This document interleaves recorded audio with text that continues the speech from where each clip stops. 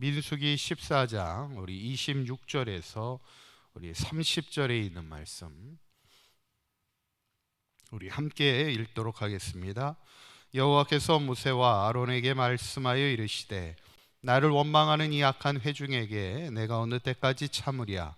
이스라엘 자손이 나를 향하여 원망하는 바 그 원망하는 말을 내가 들었노라. 그들에게 이르기를 여호와의 말씀에 내 삶을 두고 맹세하노라. 너희 말이 내 귀에 들린 대로 내가 너희에게 행하리니 너희 시체가 이 광야에 엎드려질 것이라. 너희 중에서 20세 이상으로서 계수되자 곧 나를 원망한 자가 전부가 여분네의 아들 갈렙과 눈의 아들 여호수아 외에는 내가 맹세하여 너희에게 살게 하리라. 땅에 결단코 들어가지 못하리라. 아멘. 할렐루야. 오늘도 말씀과 기도로 승리하는 복된 하루가 되시기를 간절히 축원합니다. 지난 시간에 10명의 정탐꾼의 부정적인 보고를 보면서 이스라엘 민족의 믿음이 무너지게 됩니다. 이게 믿음이 무너질 때 참 걷잡을 수가 없어요. 막 이 원망의 불신앙 가운데 빠지는 것을 보게 될 때 우리가 항상 기억해야 될 것은 우리의 신앙이, 우리의 믿음이 흔들릴 때 하나님의 약속을 굳건히 확신하는 겁니다. 갈렙이 다시 한번 하나님의 약속의 땅이 심히 아름다운 땅이고 젖과 꿀이 흐르는 땅임을 그들에게 상기시키는 것을 보면서 하나님이 우리에게 반드시 약속하시는 땅은 지금은 어렵고 지금은 고난일지라도 반드시 우리에게 젖과 꿀이 흐르는 아름다운 땅을 주실 것을 믿음으로 바라보며 마지막까지 승리하여서 마지막에 하나님의 약속의 땅에 이를 수 있는 우리 사강교회 모든 성도님들이 되시기를 간절히 축원합니다. 이제 오늘 본문을 보면 이제 원망하던 이스라엘 백성을 향하여 하나님의 세 가지 심판이 기록되어 있어요. 어떻게 보면 제일 가슴 아픈 구절입니다. 우리가 하나님 앞에 칭찬받는 인생이 돼야 되는데 하나님 앞에 심판받는 인생이 되어서는 안 되잖아요. 그런데 오늘 이제 하나님이 세 가지 심판을 주시는데 첫째는 뭐냐면 30절에 있는 말씀입니다.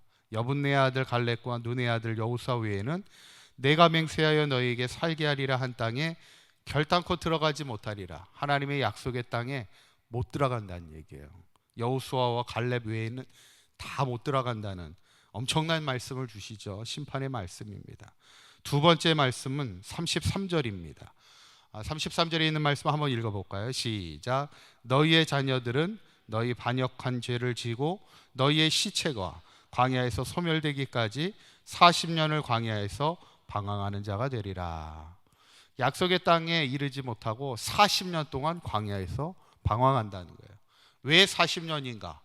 정탐한 날이 40일인데 그 다음 구절을 보면 정탐한 날이 40일인데 하루를 1년을 쳐서 40년 동안 방황하게 된다는 거예요. 정확하게 말하면 이제 38년을 이제 방황하게 되고 총 출애굽한 지 40년을 광야 생활하는 것이 이스라엘 민족의 삶인데 여러분 광야는요 며칠만 있어도 힘든 곳이 광야입니다. 근데 40년을 이제 방황하게 한다니까 이건 정말 힘든 어쩌면 고역의 시간이 되겠죠.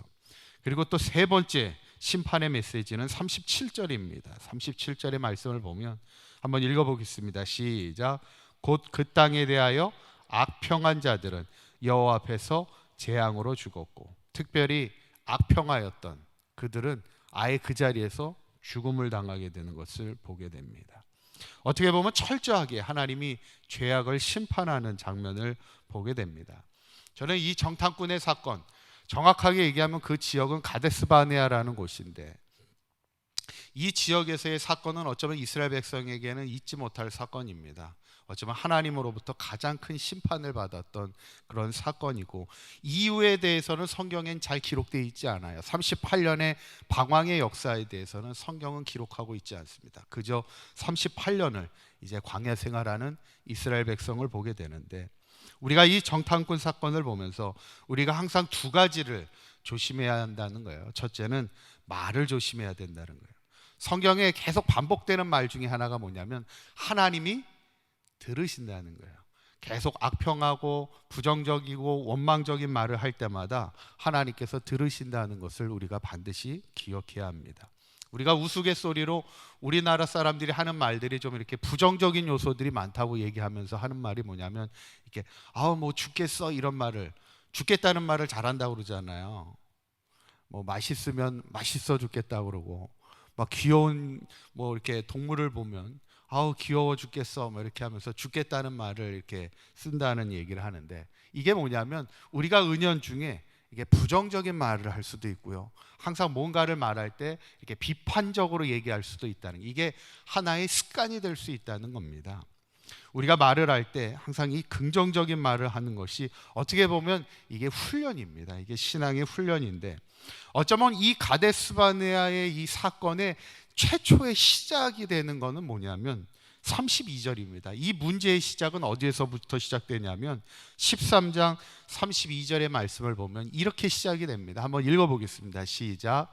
이스라엘 자손 앞에서 그 정탐한 땅을 악평하여 이르되, 이 10명의 정탐꾼이 뭘 했다고요? 악평하였다는 거예요. 아까 세 번째 심판도 악평하던 자들은 그 자리에서 다 재앙으로 죽임을 당한다고 그랬잖아요. 이 가데스 바네아 이 정탐꾼 사건의 모든 시작은 10명의 정탐꾼이 악평하는 거에서부터 시작됩니다. 악평이라는 게 뭐예요? 악하게 이야기하는 겁니다. 비난하여 얘기하는 거예요. 하나님의 약속의 땅을 비난했다는 것, 거기서부터 이제 원망이 시작되고 심판이 시작되는 것을 보게 되죠. 어쩌면 그동안은 뭐 물이 없어서 물에 대한 불평을 하기도 했고요, 고기를 못 먹어서 고기에 대한 불평을 했지만, 지금 뭐에 대한 악평입니까? 하나님의 약속에 대한 악평이에요.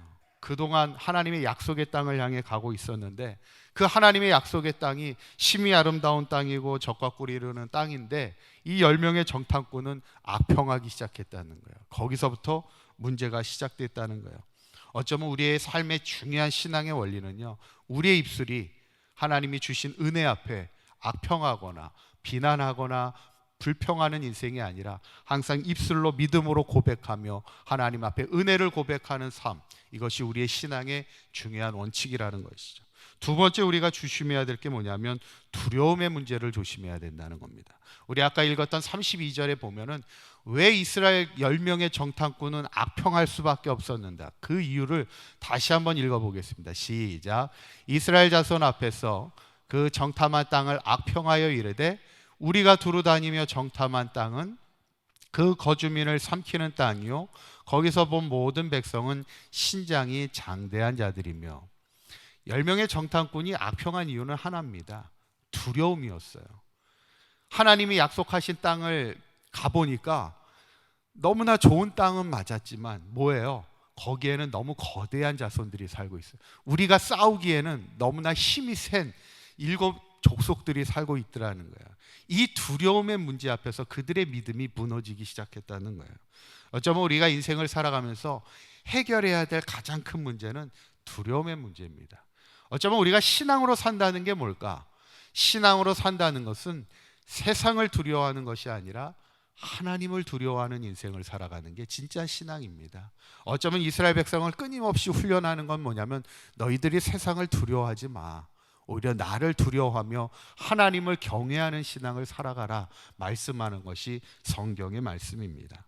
저는 오늘 본문의 결론은 뭐냐면, 결국 하나님을 원망하고 하나님 앞에 불평하였고 하나님을 거역했던 이스라엘 백성은 결국 하나님으로부터 심판을 받게 되는 게 오늘 본문인데, 어쩌면 이스라엘 백성이 얘기했던 것처럼 우리는 마치 메뚜기와 같습니다 이렇게 얘기했던 그 말 그대로 이스라엘 백성은요, 광야에서 결국 메뚜기처럼 사라지는 인생을 살아가는 것이 이스라엘 백성이었음을 우리가 보면서, 우리의 삶의 어떤 순간에도 하나님 앞에 원망의 말이 아니라 항상 믿음의 고백을 하는 훈련이 되고, 우리가 하나님 앞에 세상을 두려워하는 인생이 아니라 하나님을 정말 두려워할 줄 아는 믿음의 삶이 되어서 이 땅의 신앙의 삶을 살아가는 동안 마지막까지, 사도 바울도 그렇게 고백했잖아요. 내가 마지막 달려갈 길 다 가며 선한 싸움을 싸우며 이 길을 지켰다고, 믿음을 지켰다고 고백한 것처럼 우리 사강교회 모든 성도님들 이 믿음 가질 때까지 마지막까지 승리하며 살아가는 저와 여러분들의 삶이 되시기를 간절히 축원합니다. 기도하겠습니다. 고맙고 감사하신 하나님, 우리가 이 믿음의 여정을 걷는 동안에 우리를 두렵게 하는 것도 있을 수 있고 우리를 원망하게 하는 인생의 문제들을 만날 때가 있습니다.